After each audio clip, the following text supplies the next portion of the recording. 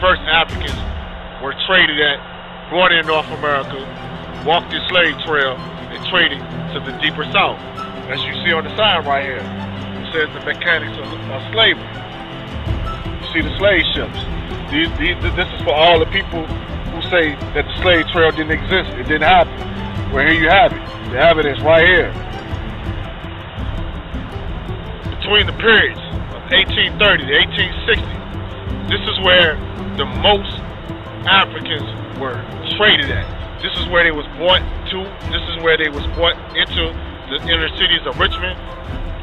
Over 10,000 a month of slaves were being traded and walked through on this slave trail. And this is something about our history that many of us don't know about. When they was walking this slave trail, this is where they snuck them into the city. Because in the city, this is where the white Europeans were living at the time. It was a majority of rich Europeans living in the city.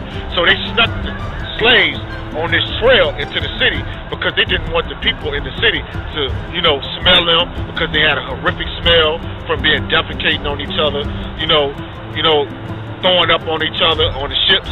So this is where they brought them at, right here, to sneak them into the city. That's called dehumanizing our ancestors. They were dehumanized. And, that's important for y'all to know as y'all come visit this Richmond slave trail.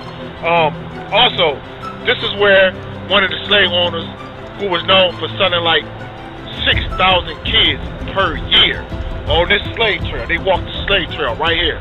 6,000 a year of kids was being sold on the slave trail. This is also where the historical Creole Revolt took place by Madison Washington and 100 of his comrades are Africans. This is where they left at, right here on the Manchester slave dock.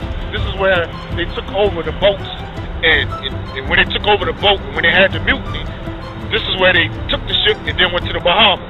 And then they was freed by the Bahamian people. So that's some other historical history y'all might not know of. But yeah, this is the historical slave trail, man.